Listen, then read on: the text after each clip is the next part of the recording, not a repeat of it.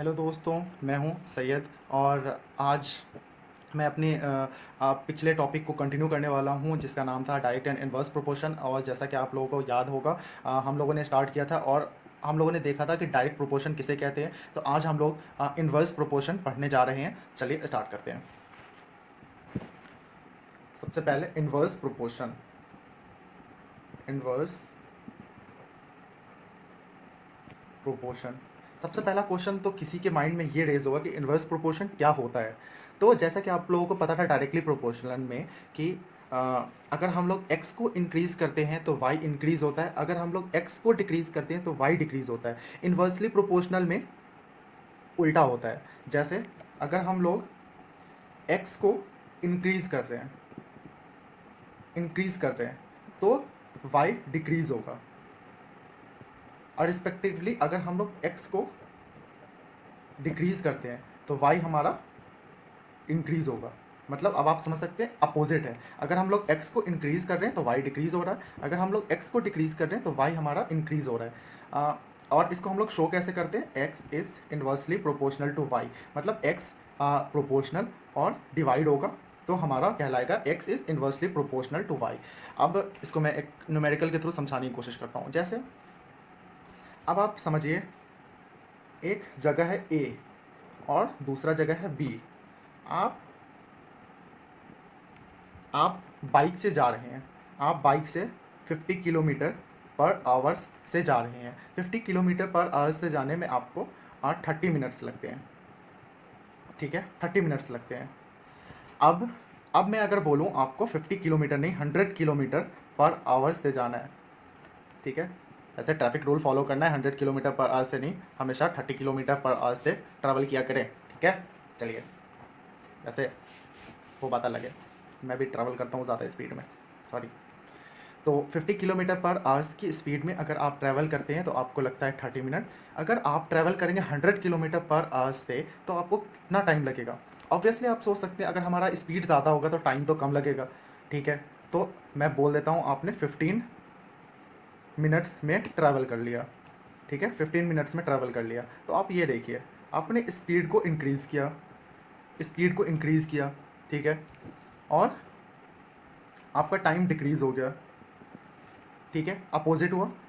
Directly में क्या था, अगर आप x को इंक्रीज़ करते हैं तो y भी इंक्रीज़ होना चाहिए, लेकिन अगर आपने x को यहाँ इंक्रीज़ किया है तो y डिक्रीज़ हो रहा है।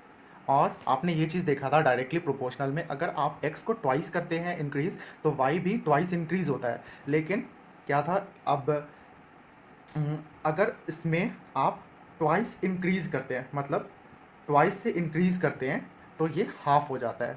ठीक है, मतलब अगर 2 से आप इंटू करते हैं तो x को अगर आप 2 से इंटू करते हैं तो आपका x 2 से डिवाइड हो जाएगा y में। ठीक है, अगर आप x को 2 से इंटू किया यहाँ पे तो y आपका 2 से डिवाइड हो जाएगा, यानी यहाँ पे हर चीज़ उल्टा होता है। तो ये कहलाता है आपका इन्वर्स प्रोपोर्शन। ठीक है, इन्वर्स प्रोपोर्शन ये होता है। अब मैं रिलेशन बताता हूँ आपका, डायरेक्ट एंड इन्वर्स प्रोपोर्शन का रिलेशन क्या होता है, आप कैसे न्यूमेरिकल सॉल्व करेंगे। तो आपको अगर याद होगा, हम लोगों ने पिछले क्लास में देखा था कि x हमारा वेट ऑफ शुगर है, और y हमारा कॉस्ट है। ठीक है, सबसे पहले 1 kg, उसके बाद 3 kg, उसके बाद 5 kg, 36 रुपीज़, 108 रुपीज़ और 180 रुपीज़। ये आपका डायरेक्ट प्रोपोर्शन का है। ठीक है, तो आपने देखा अगर आपने इसको थ्राइस इंक्रीज़ किया तो आपका प्राइस भी थ्राइस हुआ।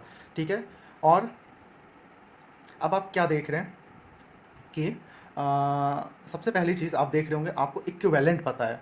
इक्विवेलेंट प्रोपोर्शन किसे कहते हैं, या फिर फ्रैक्शन में आपने पढ़ा इक्विवेलेंट फ्रैक्शन क्या होता है। तो आप देख सकते हैं 1/36 है। अगर आपको इक्विवेलेंट फाइंड करना है, 3/3 से मल्टीप्लाई किया आपने तो ये 3/108 हो गया आपका। देखिए, आपने इक्विवेलेंट फाइंड किया और आपका 3/108 हो गया। आप इसको सिंपलेस्ट फॉर्म में अगर कन्वर्ट करेंगे तो डिवाइड करेंगे 3 से, अगेन आपका 1/36 हो जाएगा। इसका मतलब क्या, आपने x/y को फाइंड किया और वो हमेशा एक कांस्टेंट वैल्यू दे रहा है, और वो कांस्टेंट वैल्यू क्या है आपका, सबसे पहला वैल्यू, यानी 1/36 दे रहा है। ठीक है, सबसे पहले आप देखें 3/108, इसको आप सिंपलेस्ट फॉर्म में ले जाएं तो ये डिवाइड बाई 3 1/36, ठीक है, 1/36 आपको मिला। अब आपको दूसरा वैल्यू दिया गया 5 एंड 1/80, तो 5 एंड 1/80 अगर आप डिवाइड बाई 5 कर दें तो ये 1/36। तो आप क्या देख रहे हैं कि ये भी आपके फर्स्ट वैल्यू के इक्वल आया। इसका मतलब कोई भी अगर हमें टेबल दिया गया है और हमें शो करना है डायरेक्ट प्रोपोर्शन है, तो हम जितने भी x बाई वाई वैल्यू है सारे को सिंपलेस्ट फॉर्म में लिखेंगे। अगर वो एक कांस्टेंट वैल्यू आ जाता है तो वो आपका कहलाता है डायरेक्ट प्रोपोर्शन, ठीक है। वो आपका क्या कहलाएगा? Direct proportion. x by y value आपका सेम होना चाहिए। और अगर आपको न्यूमेरिकल आता है डायरेक्ट प्रोपोर्शन पे तो वो आपको सॉल्व ऐसे करना होगा, x1/y1 equals to x2/y2 equals to x3/y3 equals to xn/yn। चलिए देखते हैं x1/y1 का क्या मतलब हुआ। पहला वैल्यू, आपने पहला वैल्यू को डिवाइड किया 1/36। 1/36 हमेशा इक्वल होगा किसके? x2/y2, मतलब 1/36 will be always equals to 3/108, ठीक है, 3/108। और 3/108 हमेशा इक्वल होगा 5/180 के, और सो ऑन। अगर आपका n वैल्यू है तो xn/yn भी इक्वल होगा। तो ये हमारा रिलेशन होता है डायरेक्ट प्रोपोर्शन का, ठीक है। अब इन्वर्स प्रोपोर्शन का क्या रिलेशन होता है, ठीक है। इन्वर्स प्रोपोर्शन का मैं रिलेशन बता देता हूँ आपको। जैसे मैंने आपको बोला कि x directly proportional to y, इसको ऐसे शो करते हैं, ठीक है। अब x directly proportional to y है तो आप y को आपने लीनियर इक्वेशन पढ़ा है। अगर आपको y राइट हैंड में करना है तो कैसे करना होगा? x डिवाइडेड बाई y, और डायरेक्टली प्रोपोर्शनल यहाँ पे कुछ तो होगा तो यहाँ पे हम लिख देते हैं कांस्टेंट, और ये डायरेक्टली प्रोपोर्शनल कट के इक्वल्स टू हो जाता है, मतलब x बाई वाई हमेशा कांस्टेंट होगा। अब समझ आ गया आपको कि हम लोगों ने फॉर्मूला कैसे डिराइव किया था। ये x1/y1 इक्वल्स टू x2/y2, क्योंकि x बाई वाई वैल्यू हमेशा कांस्टेंट होगा डायरेक्ट प्रोपोर्शन के केस में। अब इन्वर्स प्रोपोर्शन है। इन्वर्स प्रोपोर्शन में मैंने क्या बोला आपको? x is inversely proportional to y। हम लोग ऐसे शो करते हैं, x is inversely proportional to y, ठीक है।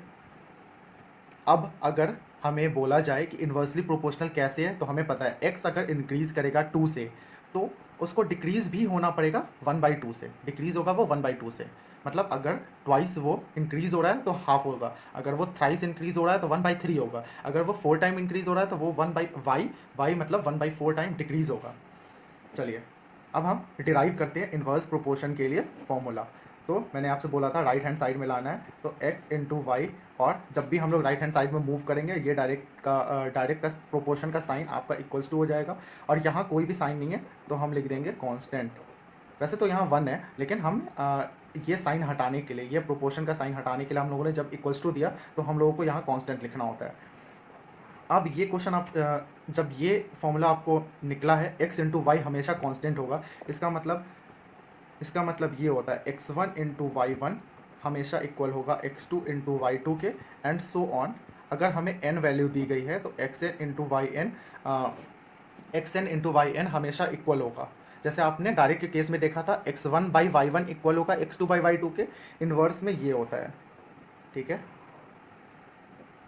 अब जो मैंने आपसे क्वेश्चन बोला था कि अगर हम लोग 50 किलोमीटर पर आवर्स के स्पीड में ट्रैवल कर रहे हैं, हमारा स्पीड 50 किलोमीटर पर आवर है, तो हम लोग टाइम लेते हैं 30 मिनट।